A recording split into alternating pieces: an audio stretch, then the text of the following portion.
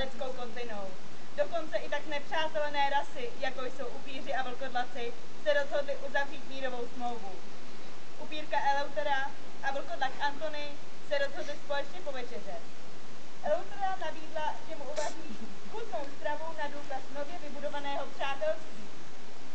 Krásně vybavený byt, luxusní nábytek, svátečně prostřený stůl.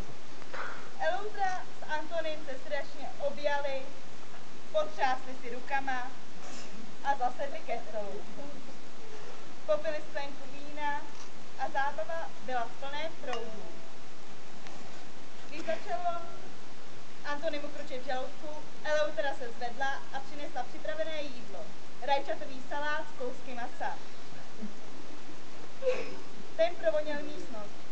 A v tom ne, Antony hazarduje, ta rajčata jsou zelená. Jak je známo, zelená rajčata způsobují značný vdychavost. Antony povřel prvních pár sous a jak je vidět, již se svíjí v bolestech. Eleutera nelení a pobíhá kolem Antonyho a nabídne mu kuličky proti bolestem. Bože, cože? Neokovidí, to není espumizant, ale nezralý černý bez. Bože, Antony, kam si to vlez? Tady již nejde o smír. Po krku ti jde upír.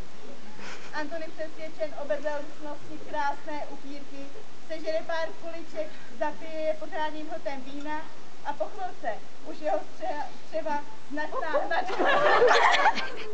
Na luxusní toaletu běží, svět to půjde z čeží. Něco na prsníkou se dá, přichází značná úleva. Do návratu z toalety se jde již rozloučit. Eleutera ho přemlouvá na poslední pohárek vína, avšak ještě předtím do něj vloží pryskyřník. To je jak známo jedovatá bylina. Antony, nastala tvá poslední hodina. Stěží již popadá dechu, za chvíli bude koukat do mechu. Eleutera si v radosti promne ruce. Znáte to, upíři nemají srdce.